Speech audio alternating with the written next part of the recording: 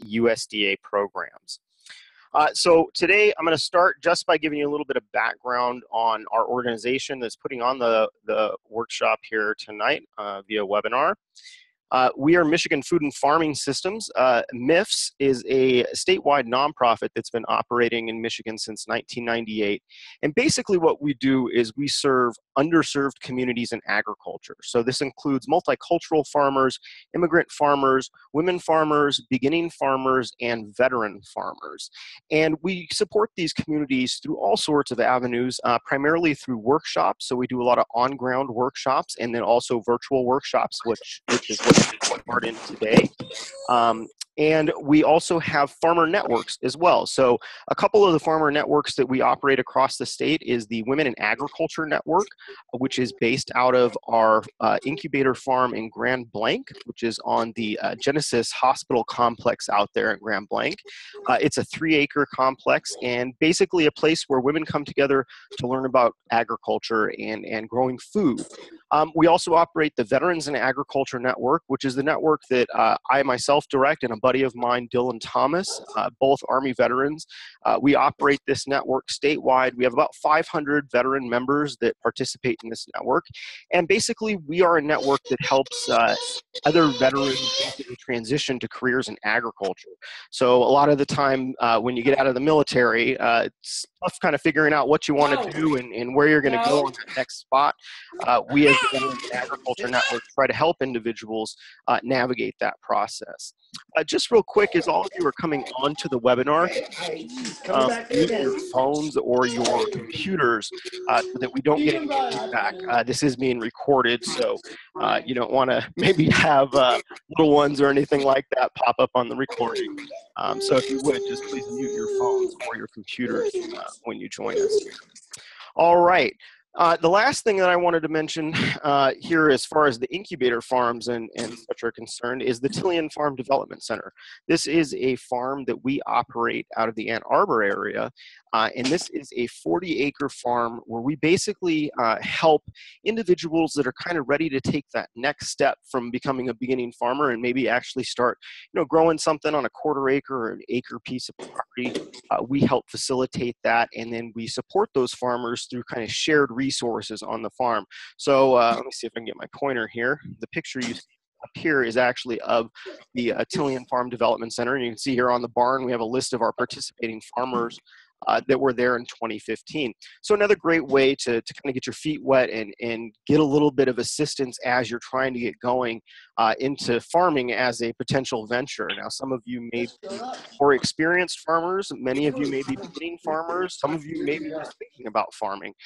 So a lot of these networks and these resources that we talk about today and through Michigan Food and Farming Systems are great avenues for you to be able to participate in that farming movement that we're seeing taking place here in Michigan regarding beginning farmers and kind of emerging areas of agriculture communities that typically have not been farming historically. So a little bit about that. Now, we also put on 2 really good events that come up every year. The Meet the Buyers event is a fantastic event.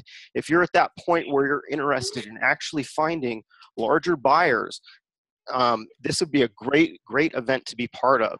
So the Meet the Buyers event is basically at the Great Lakes Fruit and Vegetable Expo, which is a fantastic conference that takes place the first week of December every year in Grand Rapids. And basically that Meet the Buyers event is where we bring buyers from organizations like Meijer, Kroger, Bronson hospitals, and our producers are able to talk to those buyers one-on-one to figure out, how is it that I actually get my products into a Meijer? And these conversations that take place here are oftentimes very, very candid with the buyers, and you learn a lot. And so it's a great opportunity to take advantage of this coming year. Now, we also have the Michigan Family Farms Conference that we put on annually, and this year will be our 15th annual Family Farms Conference. This is a fantastic conference, really geared towards beginning farmers and their families. So it is a true family conference. This year's conference is going to be February 3rd, or I should say next year's conference is February 3rd of 2018, and it's going to be at Kalamazoo Valley Community College, which will be a new location for us. We've outgrown our previous location, which was Marshall High School, and we're ready to move on to some bigger and better things, and so we look forward to having you all be a part of that if you're interested in that conference. Just to give you kind of a preview of what this conference looks like, this is the 2017 workshop sessions that we had. So you can see that there's a whole host of different topics in there, everything from healthy soils to habitat management for pollinators, all the way to mushroom farming, hoop houses, all sorts of interesting topics, in addition to a full youth track. So we actually really focus on supporting families that come to this conference by offering a youth track for children ages 5 to 17. And that's just a fantastic opportunity to bring the whole family to get some farm education. All right. And real quick, we do have somebody that is not on mute. I can kind of hear some background noise. So if you would all just wouldn't mind checking just one more time to make sure that your audio is on mute. Really appreciate it. All right. One last thing before we get going here into one thing before we get going here is that we have a chat screen here that's also included in this webinar. And so that chat screen, if you have questions that come up during the webinar, please put them in the chat screen, and then we will answer them at the end of the session. If you have any burning questions after that, I'll have contact information for us at the end of the session as well, so that you can get a hold of us if any other questions come up. All right, so the Veterans and Ag Network, which is the organization that I represent, we are putting on this webinar tonight. We are a statewide veteran network, and basically, like I said previously, we help veterans connect with resources in agriculture, so helping veterans realize that there is opportunity within the agricultural sector for a lot of the skill sets that we obtain in the military. So we connect veterans with those resources, we advocate for them at both the state and national level, we support them through one-on-one counseling, one-on-one peer support, and then we also have mentorship programs. So we have a lot of veterans that will be entering agriculture maybe for the first time. Well, we connect those individuals with veterans that are already in the industry so that they can learn from other veterans in a mentorship capability. So we offer those services all the time for our veterans. And then we also do education opportunities as well. So we provide tickets a lot of times for MSU Extension events, so conferences that MSU Extension puts on. We also do other work with other organizations like the Eisenhower Center out of Ann Arbor. They are a traumatic brain injury and post-traumatic stress disorder treatment organization. We do a beekeeping program with them for their patients. We put on events like a soil health clinic that we did last year with the Natural Resources Conservation Service. And then we have programs like this one today, the USDA registration program. We also have a farmer veteran product guide, and that is a guide to help us promote our veteran produced products here in the state of Michigan. And then lastly, we have a program called Therapies, which is basically a beekeeping training program for veterans transitioning from homelessness. And that is a program that takes place at Inca Behavioral Health Center in Akron, Michigan. All right, so that is all of the background for the organizations, and what we're going to be jumping into is applying for USDA programs. So all of you are here today because I'm sure you've heard that there are potential grants or funding opportunities through USDA that you can take advantage of, and there are a lot of programs out there that are really geared towards beginning farmers and veterans, and then historically underserved communities in agriculture as well. The big thing is, well, how do I take advantage of these programs? And working within any bureaucracy, government bureaucracy, can oftentimes be difficult.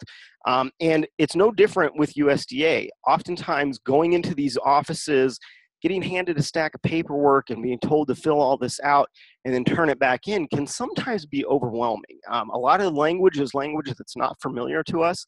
And so sometimes it just is discouraging, and a lot of people will go into an office and maybe never ever come back and actually go through the process to actually take advantage of USDA programs. What we're trying to do through webinars like this is we're trying to address some of those challenges so that you as an individual can actually understand what it is that you're getting into, and then also have someone there to help advocate for you. As far as veterans are concerned, we do offer a one-on-one navigation service. So if you as an individual are suffering from post-traumatic stress disorder or traumatic brain injury and maybe feel uncomfortable going into these unfamiliar environments like a USDA service office, we as the Vets and Ag Network will actually do one-on-one navigation with you and walk into a USDA office with you as an advocate. So that is a service that we actually provide for our veterans that are interested in agriculture. So just keep that in mind, that we are here to help, and we're here to answer your questions, whether you're a veteran or not. We're prepared to help you navigate this process and get you to a point where you can take advantage of these programs. Okay, so the thing you should really be thinking of when you're thinking about enrolling in any USDA program is a phrase that a lot of us in the military know very well, which is hurry up and wait.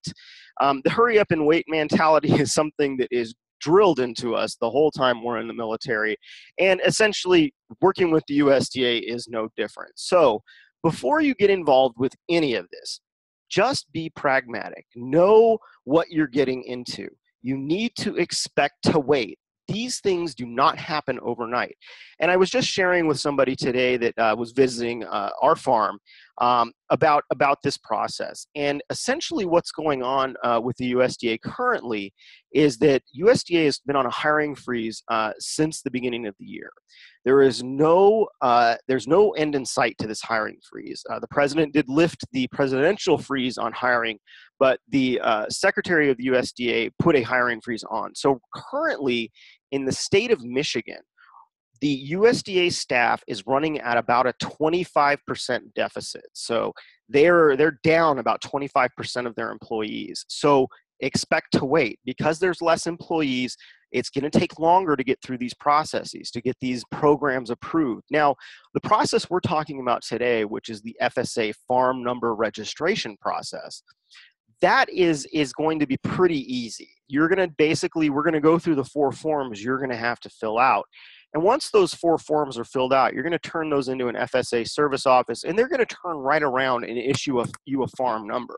Now, that's just the first step in this whole process. The steps beyond that, where you apply for individual programs, those are the programs that you're going to be taking advantage of to get, grants for a hoop house or cost share for a pollinator habitat.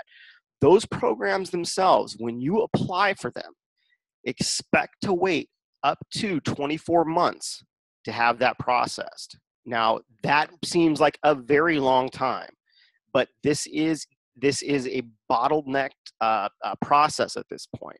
There's not enough staff to process applications, and just keep this in mind. The thing I don't like to get into is politics, but we're trying to be pragmatic about this. The budget that's been proposed by the current administration has indicated a 20 to 30% cut in USDA programs. That means that a lot of the programs that are available through USDA currently may not be available in the future. So just keep that in mind. Now, also expect frustrating forms. There's going to be a lot of forms to fill out. And if you have been in the military at any point in your time or worked with loan applications or anything like that, there's going to be a lot of frustrating forms. But you need to be persistent, because we have worked with many individuals that have gone through this process. And if you stick with it, you can really get some great things to help improve the capacity to produce on your farm. So really don't give up. Just be persistent. Keep moving forward.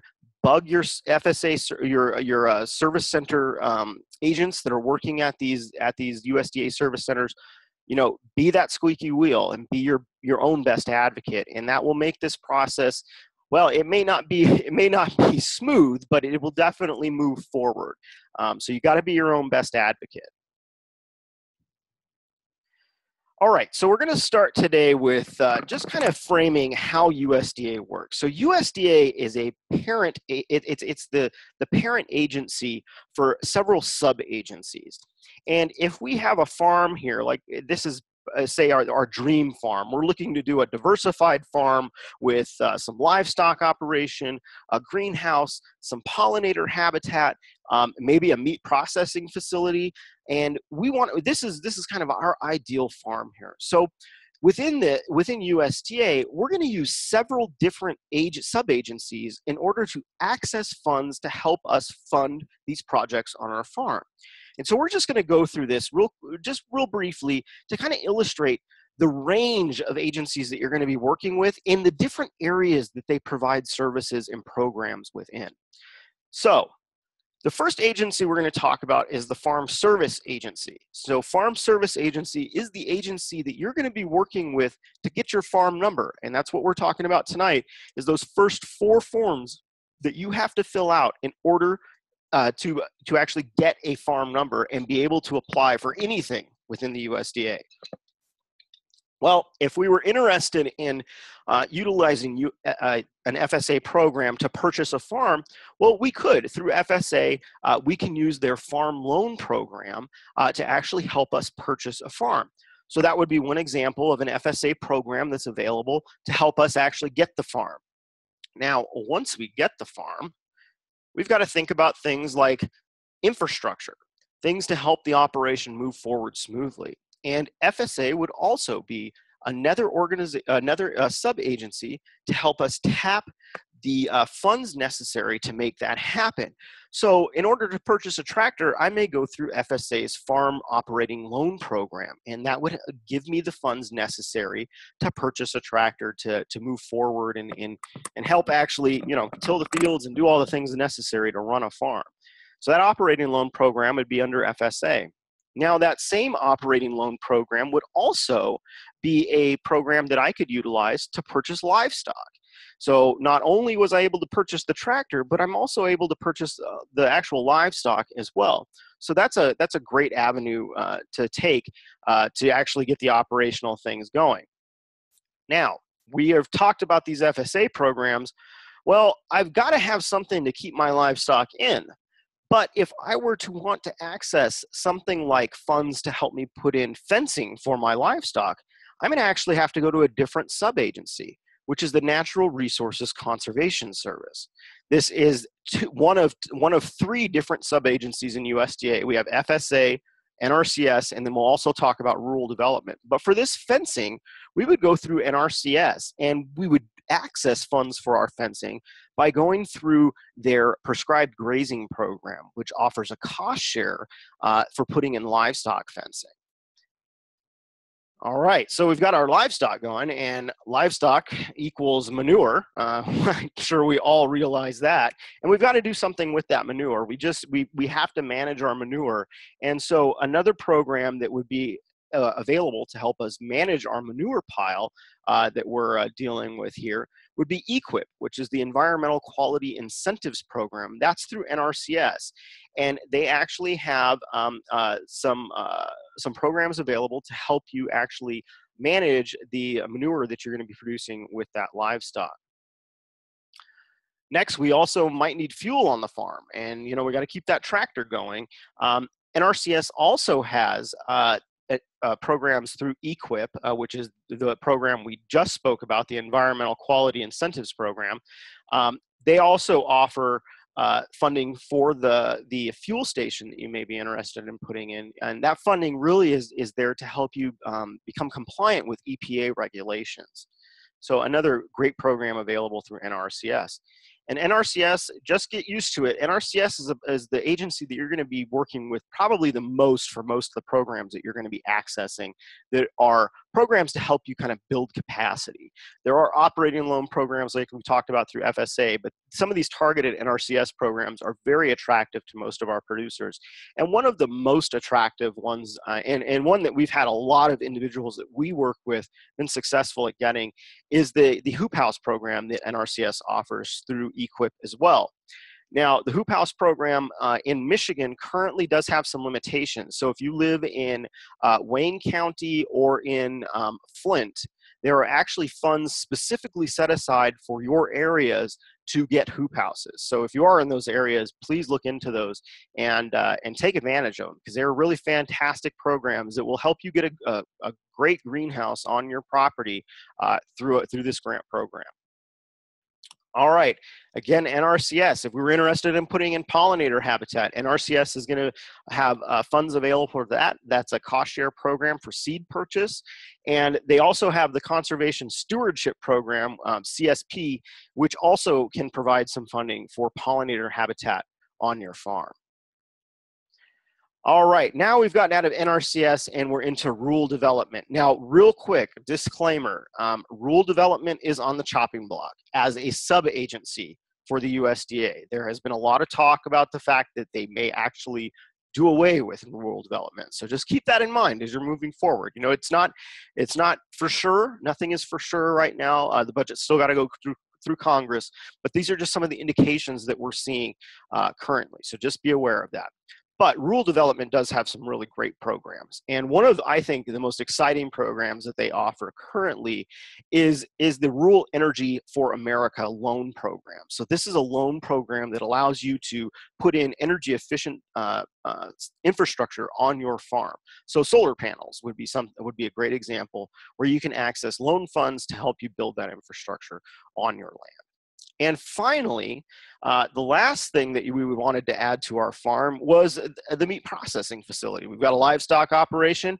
We want to process that on site. Rural development would be the agency that we would go to. And the program that we would look at is their value added producer grant program. That particular grant program helps you basically produce value-added products on your land.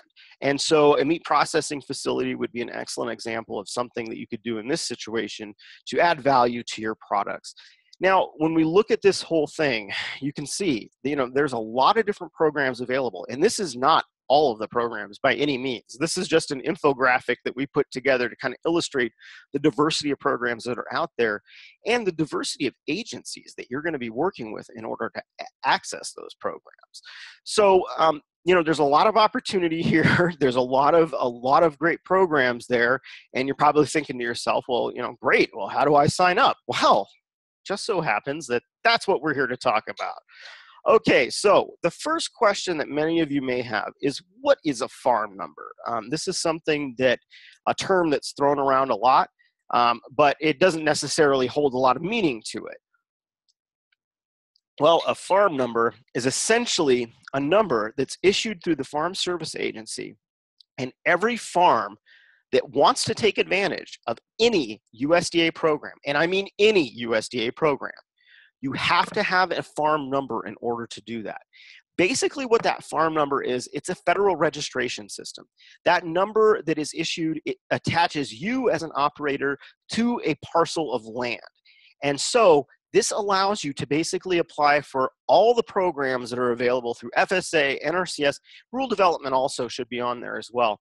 But those sub-agencies that operate within the USDA utilize the data that you submit through this registration system in order to process applications. So this is basically the 4 forms we're going to be talking about today are the basic information that USDA requires in order to move you forward into any of their programs.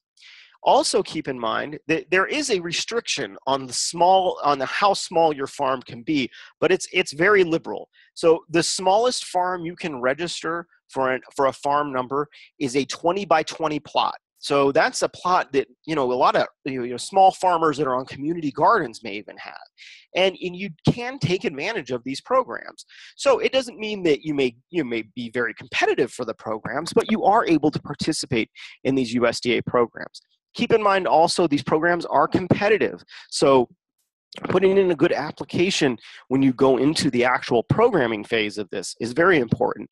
And most of your NRCS agents, FSA agents, rural development representatives will help you along with this process.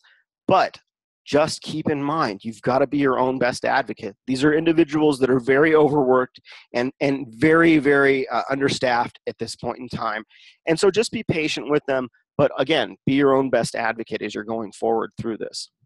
Okay, the 4 forms that you must have in order to register your farm for a farm number are AD 2047, which is the customer data worksheet, AD 1026, which is the HELC and WC certificate, so that is the highly erodible land conservation and wetland conservation certificate. CCC 941, which is the adjusted gross income certificate, and CCC 860, which is the limited resource beginning farmer certificate. These 4 forms you must have with you in order to get or must be completed in order to get a farm number from FSA. All right, so we're going to jump into the first of these 4 forms.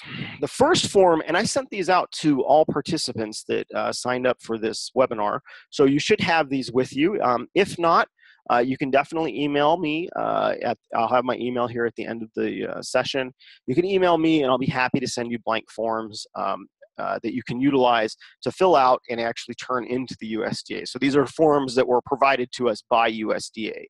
So they will work when you go into actually submit these applications for your farm number. Okay, so the first form that we're looking at is AD 2047. Now, AD 2047 is really just a general information document.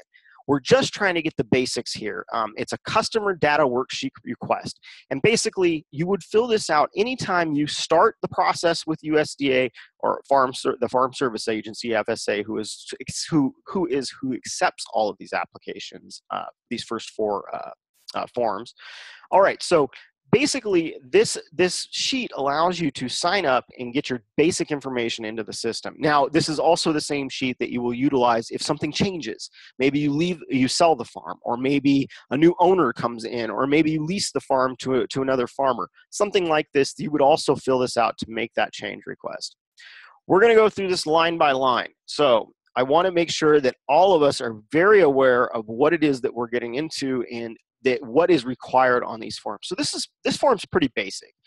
The first thing you're going to put in here is your full legal name or your business name. If you do not have a business name established yet, you can do this all under your own name. But if you do have a business established, maybe an LLC or a sole proprietor, you can put the business name in there, and I would recommend doing that. All right, so the first thing, our name or business entity, and then the address that we're operating from. Telephone number, business telephone number, and any other telephone number you may want to provide. Your social security number or your tax identification number will be the next thing that you're going to put in there. And then also an email address. Now, number 4 is where things get a little bit confusing. Does the customer want to receive mail by the United States Postal Service? You're welcome to mark yes here. You can also mark no. But if you like to receive things through the mail, this is the one that you're gonna through the traditional mail, you're gonna want to mark this. Now, they do have an email service through FSA and USDA. So that's what question 4B is asking you. Does the customer want to receive emails via Gov Delivery? Now, receiving emails through Gov Delivery sometimes can expedite the process when you're applying and for programs and when you're sending forms back and forth to Nrcs or to Rural Development or FSA. This will expedite things a little bit. Now, if you mark yes on this question, what's going to happen is when you go into the Service Center to sign up, they're going to sign you up for Gov Delivery. It is a federal email system, and so they'll sign you up at the time that you enroll there in the office. Now, 4C, again, kind of a little confusing. Does the customer want to receive sensitive producer or farm-specific related emails? If you say yes on this, that means that you're giving permission for the sensitive emails related to your farm and applications that you're putting in for programs that you are okay with receiving those through the mail. If you want to use Gov Delivery in that system in order to submit documents, sign documents, those types of things, you're gonna mark yes here for that. If you do not want to do anything like that, where you're signing documents or submitting things with your social security number or things like that through a digital infrastructure, then you would select no there. In that case, everything is going to come through to you through the U.S. Postal Service. All right, question number 5. Is the producer a customer of one or more of the following agencies? Now, if you're just getting familiar with USDA and you're really not sure, what programs I'm going to access or what agencies I'm going to work with, I would recommend marking all three: FSA, Rural Development, and NRCS. You're not going to put not participating unless you just don't want to participate in any programs and you're just applying to get a farm number, which is fine. But if you don't want to apply, if you're not going to plan on applying for any kind of programs, you could put not participating here. Question 6, is the customer a multi-county producer? So this means that you produce in more than one county in Michigan or in a county in another state. And this sometimes happens a lot of times in South Michigan, where you've got some people that are doing operations on both sides of the state line. If that is the case, you're going to mark yes here, and then you're going to list the states and the counties that you're also operating in. If you are not producing in multiple counties, you're just going to mark no. Number 7, reasons for this request. Most of you are going to be a new producer. The other times, like I said, that you'll utilize this data sheet are for an address change or a telephone number change or a sale or a purchase of the farm or some sort of a life event, meaning that maybe someone had been deceased. And so that would be the other times that you're using this form. But primarily, all of you are going to be new producers marking that first box. All right, and then the last part of this form, just to wrap it all up, is your name, the customer who is requesting the change or addition in this case, if you're a new producer, your signature, and the date. The rest of the information in Part B is information that is going to be filled out by the service center itself. Okay, we're going to move on to AD 1026. Which is going to be the most difficult form out of these 4 forms. Now, the highly erodible land conservation and wetland conservation certificate. This is an important document.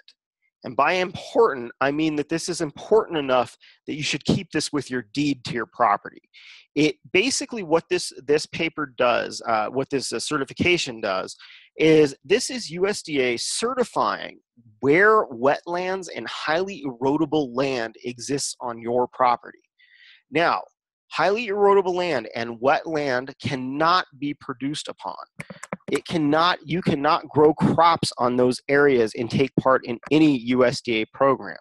Once these places are identified, they're typically put into some sort of a conservation plan. So keep this in mind as you're thinking about this and as you're walking through this, that this whole form is concerned with wetlands and highly erodible land that could be existing on your property. Now, the way that they're going to determine what is a wetland and what is a highly erodible land on your property is they're going to pull up a GIS photo of your property. So all of the lands in the United States have been already logged into a national database that USDA maintains. And within that database exists soil surveys. With these soil surveys that have been taken all over the United States, including on your property, those soil surveys that have been historically taken across the United States are utilized to determine where wetlands exist on your land. Now, there is a potential in this situation when they are doing this certification specifically, where USDA may require an actual survey to be taken place on your property. So that means someone has to come out and actually determine where wetlands exist and where highly erodible lands exist. If that does take place, you are responsible for paying for that service. But 95% of the time, they're going to be able to pull this up on their GIS system and look at your property from basically a Google image and say, here's where your wetlands are, here's where your wetlands are not, this is where you can produce. So that's what this whole form is about. All right, so the first thing we're going to do is our name of our producer. If that's your business, you're going to put your business in there. Let's go back. All right. We're going to put our name in there, or we're going to put our business name in there. Tax identification number or your social security number. The crop year, if you're producing this year, the crop year is going to be 2017. If this is something that you're not doing this year and maybe moving into next year, you would put 2018. names of affiliated persons with farming interests. So these are individuals that are affiliated with your farm. So this could be a business partner or something like that that you would put in that spot. All right, now we're getting into the nitty-gritty of this particular form. Question 5, check one of these boxes if the statement applies. Now, if the statement doesn't apply, if neither of these apply, you can just move right to part B. And these are pretty specific statements, so you should be able to determine if these apply to you. The first one, 5A, is the producer in Part A, which is referring to this part here, does not have interest in land devoted to agriculture. So you are not going to be farming the land that you're on. An example would be a beekeeper who places their hives on another person's land, produces crop. You could also be a producer of crops grown in a greenhouse, because that's not something that you're putting in the ground potentially, and producers of aquaculture. And these producers do not own / lease any agricultural land themselves. If this applies to you, then you would go ahead and mark that. Most of you, it's probably not going to apply to because you are farming on land that you are currently either owning or leasing or renting. All right, the next one. B, the operator in Part A meets all 3 of the following, and you have to meet all 3 of these. Does not participate in any USDA program that is subject to the highly erodible land conservation or wetland conservation compliance except federal crop insurance. Only has interest in land devoted to agriculture, which is exclusively used for perennial crops except sugarcane. Most of us are not producing sugarcane in Michigan, but if you are on a farm that is exclusively dedicated to perennial crops, this one you would mark. All right, has not converted a wetland after February 7th, 2014. And if you have not done that, then you would not mark this one. But keep in mind, in order to mark B, you have to meet all 3 of these requirements. So if you were just a perennial crop grower, but you have not converted wetland after the 7th of February 2014, you would not mark this. Most of us are not going to mark these boxes, just to be honest. Most of us that are beginning farmers or just kind of getting things going. Those of you who are well established and maybe a beekeeper that fits into the scenario of Part A, go ahead and mark that. But most of us are not going to be marking those. All right, getting down into Part B is where things get even more confusing. All right, and hopefully we'll be able to mitigate some of that confusion.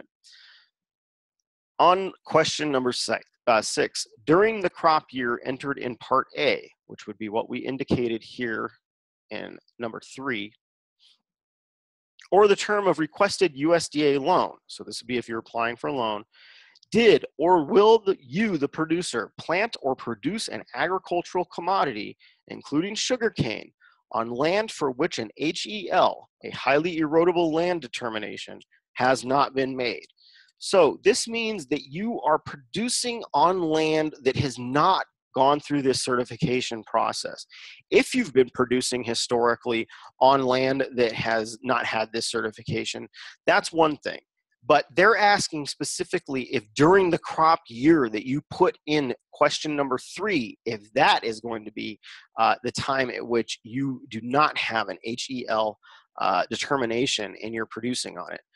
Most of you that are producing right now, if you're farming right now on land that you do not have this determination, you would mark yes here in number 6.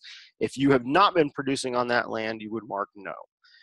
All right, question number 7. Has anyone performed since December 23rd, 1985, or will anyone perform any activities to, question A, create drainage systems, conduct land leveling, filling, dredging, land clearing, or excavation that has not been evaluated by Nrcs? And if you say yes to this, you want to indicate the year. Now, I'm going to give you an example of this. My wife and I produce on a 2-acre urban farm in Lansing, and our property was at one point 8 houses, and those houses were demolished, and we are now producing on the land that those houses once existed. Now, in our situation, we marked yes here because we did know that in 2000, there were 8 homes that were leveled there, and there was a lot of excavation and leveling and all sorts of filling going on there. So we did mark yes there. If you're in a situation like that, where you do have that kind of thing happening, or you're aware of those types of things that have happened to your land, just go ahead and mark yes. If none of that's happened, go ahead and mark no. Number B, has anyone performed, improved, or modified an existing drainage system that has not been evaluated by NRCS? So by drainage systems, primarily what we're talking about is things like drain tiles. So if you live or farm in an area that has been in row crops for many, many years, a lot of fields that row crops have been established on historically have had drainage systems at one point put in. So depending on the type of land that you're on, if you know there is drain tile on your property, and you have improved or modified that existing drain system without an evaluation, you're going to say yes here and then mark the number. Most of us may not even have drain tile or know that it even exists on our property, in which case we would say no. Question C, maintain an existing drainage system that has not been evaluated by NRCS. So if you have drain tile that's operating on your land and you're maintaining that existing drainage system, and you have been maintaining it, but it has not been evaluated by NRCS, you need to indicate the year and then mark yes there. Now, most of the time, and this is in the notes here, it says if yes is checked for item 7A or 7B, then Part C must be completed to authorize NRCS to make an HELC or wetland conservation and or certified wetland determination on the identified land. So just keep in mind that if any of this has happened, you're going to go through a little bit of an extra step. They may ask you a few extra questions, but for the most part, if you have marked yes on any of these, you're just going to have to explain what's going on so that NRCS and USDA understands completely what exactly is going on with drainage on your land. All right, not quite done with this one, but if you marked yes, this is question 9, was checked in item 6 or 7, you need to provide the following information for your land for those answers. And this is a part that if you are unsure of the farm or tract number or field number, you're going to have, FSA is going to help you out with this on the time that you go there to your service center to sign up for this. They'll pull the farm numbers that have been historically associated with your land and put them in there. Your current activity, so what are you actually doing on the land? Are you utilizing it for perennial crops? Are you utilizing it for cash crops? And then C would be the current land use. So here's where they want to specify your crop. So am I doing corn? Am I doing soy? Maybe I'm doing a diversified vegetable operation, and I'll list a few of those vegetables that I'm producing in here. And lastly, on D, we're going to do the county that we're operating in. Once we're done with all of this, you're going to go ahead and sign these areas here, 10, 10B. So we got 10A, 10B, 10C, and then FSA is going to sign that also once you turn this in. So that is the most difficult form that you're going to fill out in this process. The other two are pretty easy. And really what we're looking at here is CCC 941, which is our average adjusted gross income certificate. And basically what this is, it's a consent to disclose your tax information. You're basically giving USDA and the agencies that operate within them the ability to pull your tax information from the IRS. So that expedites the process when it comes to programs, where a lot of times there are dollar limits on how much you can gross income on your farm in order to be eligible for these particular types of programs that are available through USDA. So they do have limits. You can't be a multi-million-dollar farm and take advantage of programs that are more geared towards helping smaller up-and-coming farmers become sustainable.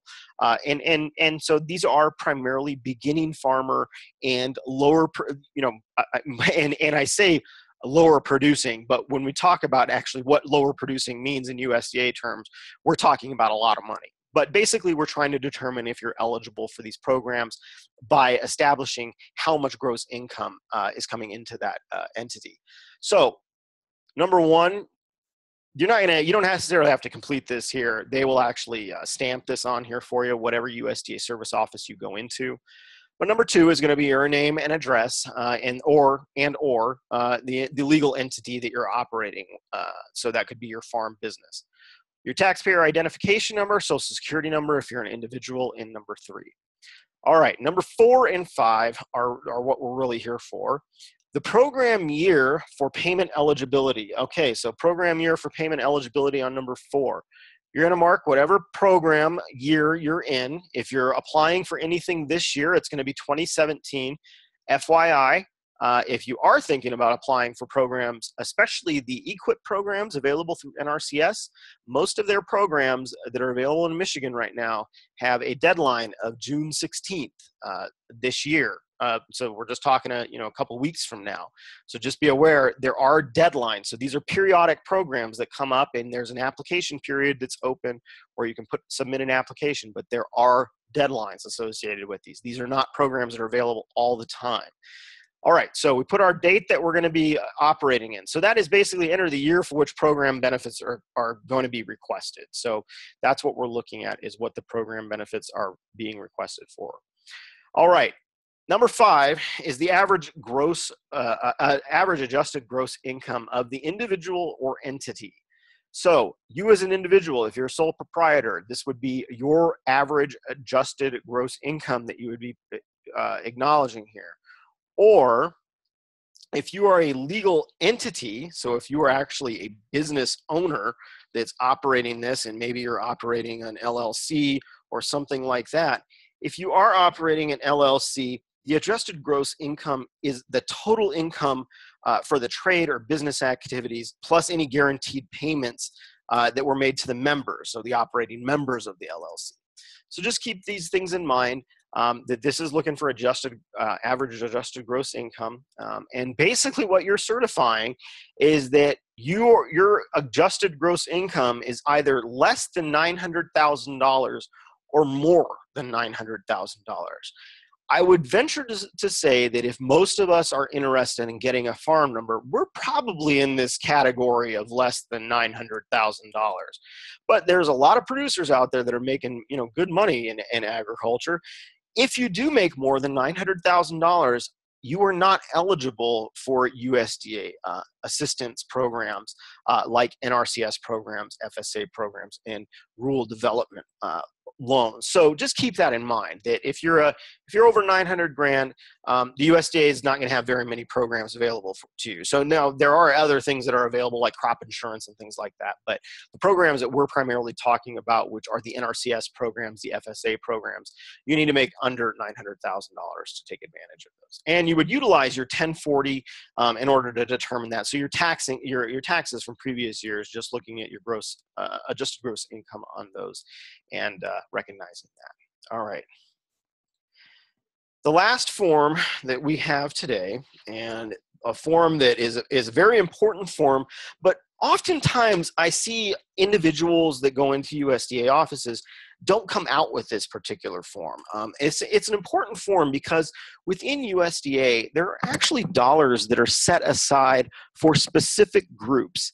And one of the specific groups that they set money aside for are groups that they term as socially disadvantaged or limited resource and beginning farmer or ranchers. So this is a form that's specifically looking to see if you are part of a socially disadvantaged group, or if you're a beginning farmer or limited resource farmer. Now, for those of you that are veterans that are joining us, this is not a form in which you are going to acknowledge that you're a veteran. There are special set-asides for veterans within some USDA programs. So set-asides means that there are dollars that are actually set aside specifically for veterans. Veterans are also given what's called veterans priority in some programs. And basically what that means is that when you apply, your application kind of moves up in the pile a little bit. So you're not waiting in line as long. Some of the veterans that we've worked with have gotten hoop houses through NRCS in less than 12 months. And it's because of that veterans preference that's involved in that. But this form is not for veterans. When you go into a USDA office as a veteran, you need to make that individual, that service agent that you're working with, you need to make them aware that you are a veteran. Now, they may look at you cross-eyed the first time you say that, but when you finally get into an NRCS office and you're applying for an EQIP hoop house and you say, I am a veteran, that is going to give you a little bit of extra, like I said, it's going to move you up in that pile a little bit. So again, being your own best advocate is your best bet. But for veterans, this is not the form for you. They don't have a form for veterans right now. You just have to make sure that they know you're a veteran. All right, but we're going to get into the crux of what this form is. So first then, again, the office that you're going to be going to, telephone number, program year that you're interested in. So again, if it's 2017, you're going to be applying for a program, you'd put that there. Your name and address here, okay? And then we're going to move on to part 3. Okay, I certify that the following is true by checking the box below. I am a member of a group whose members have been subject to racial, ethnic, or gender prejudice because of their identity as members of a group without regard to their individual qualities. Okay, so in order to mark number 3, you need to be part of one of these following groups. Either American Indians, you need to be an Alaskan Native, you can be Asian American, African American, a Pacific Islander, Hispanic, or a woman. If you are part of any of those groups, and those groups only, this is a government form that you're submitting here, so make sure that you represent yourself correctly, because if you don't, you can lose your opportunity to apply for any funds. So make sure you mark that appropriately.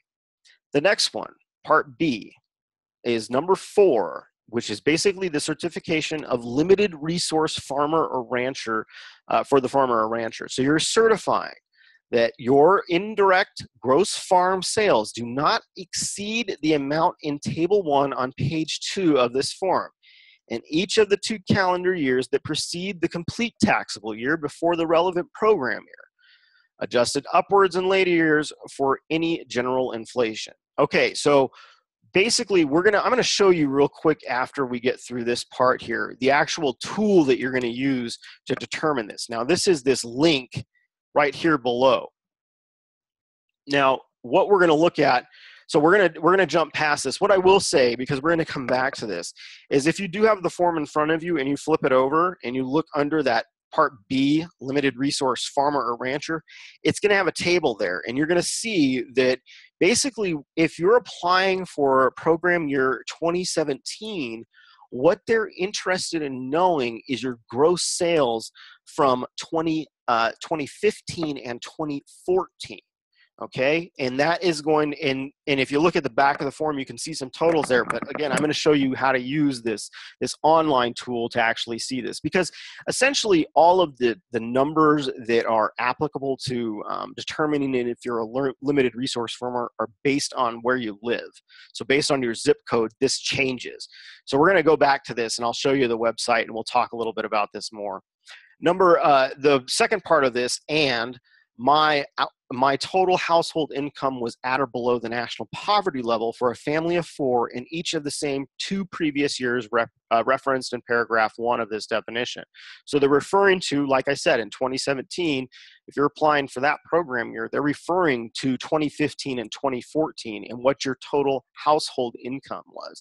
And they want to know if it was below the national poverty level for a family of 4. Okay. So we're going to go to that, we're going to revisit this here just after we go through part 5, which is a pretty easy one to explain. So keep this in mind. We're going to bounce back to this. But part 5 is that I certify that the following statements are true by checking the appropriate boxes. 1, I have not operated a farm or ranch for more than 10 years. So this is essentially USDA's definition of a beginning farmer is an individual that has been farming for less than 10 years. So if you have been farming for less than 10 years, you, by USDA standards, are still a beginning farmer and can still take advantage of the beginning farmer programs that are available through USDA. So that's a great thing. So if you have been working on or producing or farming for less than 10 years, you're going to mark A. B, I substantially participate in the operation. So if you're an owner-operator, you're substantially participating in the program, in your farm's existence. If you own the farm, but you lease it out to somebody else or let somebody else farm it, this may not be you. You may not be a substantial participant in that operation. But if you are, and most of us are going to be, you're going to mark B as well. And then the last one, part C, I began farming in, and they're basically asking you when you started farming. So putting a year in there would be appropriate for that answer. All right. Last thing we're going to go back to, remember we said the part here, we want to see how we can actually determine the right income for our particular area. So we're going to go to this tool right here, which is the Limited Resource Farmer Rancher Self-Determination tool. You're going to self-determine if you are actually eligible to be considered a limited resource farmer. And so you do that by going to this website right here. That is a USDA website, and it's going to bring up this homepage. Now, the first thing you may think to yourself is, goodness, where do I go? And just like all federal web pages, there tends to be just a ton of information on there. Where you're going to go to is Fiscal Year 2017 Online Tool. And when you click on that, it's going to bring up this. And this is the self-determination tool. So essentially what you're going to do is you're going to select your state. All of you, I think, are from Michigan. So you're going to select Michigan here. Then it's gonna bring up another pop-up, and that's gonna, a drop-down menu, and that's gonna be where you're gonna mark what county you're from. All right, so I marked Michigan and Ingham, where I'm from. Once you do that, it's gonna bring up this little window right here. And this is basically what the determination is for limited resource farmers in Ingham County. So if in each of the tax years of 2014 and 2015, your direct or indirect gross farm sales was less than or equal to $173,900 per year, then you can mark yes on here. So if you were less than that, then yes, that is a considered limited resource in gross farm sales. Now there is a part B to this that you also must answer, and that's the adjusted gross income determination for your household. And they want to know if in those same tax years, 2014 and 2017, was your total household income less than $24,300 in Ingham County. If your total household income was less than that, then you would mark yes here as well. Now, if it wasn't, then you're going to have to mark no. And what's going to happen after you mark these, you're going to hit print, which is just below. I should go back there. It's just below here. You're going to hit print, and it's going to bring up this verification. And you're going to print this and bring this with you to your USDA office when you go and turn in your paperwork. Now, if I would have answered no on either one of those questions, it would have said in this area here that I am not eligible to be a limited resource producer. But since I marked yes on both of them, because in this scenario, I'm saying that this does apply for us, then I am eligible to be considered a limited resource producer. So basically, these types of determinations are basically helping you along. Like I said, there are programs and there are opportunities where preference is given to limited resource, socially disadvantaged, and beginning farmers. And so being part of these categories can oftentimes help you. So if you're a woman producer, you're automatically considered socially disadvantaged. You might be a limited resource farmer, and if you're under 10 years, you're a beginning farmer. So you've got three things going for you when it comes to applying for these USDA programs that may help you set yourself apart a little bit. All right, so we're getting ready to wrap up here. We might run just a few minutes over, so bear with me. The forms are ready, so you've got all of your stuff together. You've got everything filled out. What do you do next? Well, you're going to make an appointment with a local FSA service center. And there's a great handy online tool, this website right here, that you can go to, or you can just Google USDA Service Center Locator, and this site will come up. Essentially, you're going to go in here, you're going to select Michigan for your service center area, and it's going to bring up this map right here. You select the county you're in, and then it brings up the service centers located near you. Now, keep in mind that you want to make an appointment with these service centers. That's why you're locating where you're at. You can just walk into a USDA service center office and submit this paperwork. And most of the time, it's not a problem. But sometimes there's particular times of the year that might be more busy for service center offices than others, like right now, where everybody's trying to take advantage of EQIP programs before they close for the year on June 16th. You may walk into a USDA office, there might only be 2 people working in that office, and if there's a line out the door of people trying to take advantage of these programs at the very last minute, might not be the best time to go in and try and get your farm number. But you can make an appointment with these individuals by calling them, and that oftentimes is a much easier way to make sure that you're going to get in without any hiccups. So make sure that you make an appointment before you go in. All right. And so your paperwork for your appointment, you've made your appointment, you're ready to go in. What do you need to bring with you? All right, well, this is the last part of this, and this is really what needs to come with you when you go in there. Obviously, we just spent the last hour talking about forms. These 4 forms you need to have with you. If you do have questions, again, please feel free to contact us. We'll be happy to discuss those with you. Also, in addition to the forms, you need to bring proof of your right to use the property, okay? This has to be either a deed, a lease, or some sort of a contract that you have with the landowner. This could be a land contract, for example. But within these documents, there has to be a legal description of the property. So a legal description could be something like a 2-acre parcel or something like that, but some sort of a describer that allows USDA to determine that you actually do have legal rights to utilize this property that they're getting you a farm number for. All right, and the last thing you're going to need to make sure you bring with you is your ID, a personal identification card. That oftentimes your license is going to be the best bet there.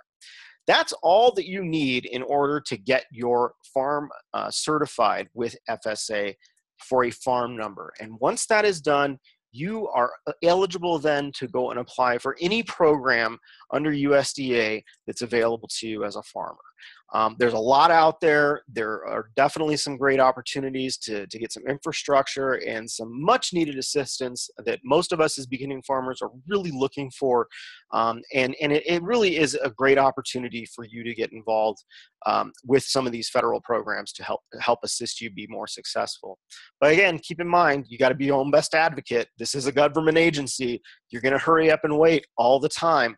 So being that squeaky wheel is oftentimes the best method for getting things through these organizations. Okay, I'm going to just wrap up today with a little promo thing about Michigan Food and Farming Systems. If you're interested in learning more about our organization, you can find more about us at MIFFS.org. Just FYI, we do have a position open available, or we're hiring currently for a position that's available at our Tillian Farm Development Center. We're looking for a farm manager down there, so if you're interested in that or know somebody who is, that'd be a great thing to look at here on the MIFFS page. Anything else that you want to know about our organization is also there as well. And then also, we have several Facebook pages. So the MIFFS Facebook page, Rise Up, Dig In is what it's located under. And you can see our great looking group of folks here that work with MIFFS and work with us throughout the state. You can see some handsome fellows down there on the bottom. That's myself right here, and Dylan Thomas, my partner that we work with. So that's the MIFFS website, Facebook page rather. We also have the Vets in Ag Facebook page, which is at Michigan Vets in Ag, so MI Vets in Ag up here. We post all of our goings on related to Vets in Ag Network on this, and we do all sorts of things, not just farming related. We're really trying to develop a real good community of veterans. So we do things like hunts. We had a pheasant hunt in March this year, and then we do a lot of workshops, and then a lot of just helping each other out. So whenever we have veterans that are in need, oftentimes I'll post on there to help them kind of getting through tough times. Sometimes that can look like donations that we're looking for either food or clothing or household items, things like that. So we do all sorts of things through that Facebook page as well. If you are a woman that is in farming, I really recommend the MIFFS Women in Ag Network. This is their Facebook page here. That's our farm out in Grand Blanc, and this is a picture of some of our folks pulling plastic on our hoop house that's out there, which we lost this last year in a windstorm. So great group there, great place for women to come together and support each other in their farming endeavors. Lastly, this is the last thing I'm going to talk about tonight, we also host the letsfarmmichigan.org calendar. And so this is a calendar that you can go to find out what kind of workshops are going on in Michigan. And this is not just MIFFS workshops. These are all organizations that are helping beginning farmers become more successful. And so you can see down here, there's a couple things on the calendar coming up. June 10th, there's an organic pest management workshop. That happens to be at Hunter Park in Lansing at their garden house. And I know that's going to be just a fantastic organic pest management workshop, mainly because yours truly is going to be the one that's going to be instructing that. But then we have also got things like, something like a flower arranging workshop that's happening on July 8th. So a great place to just stay connected with what's going on in the community.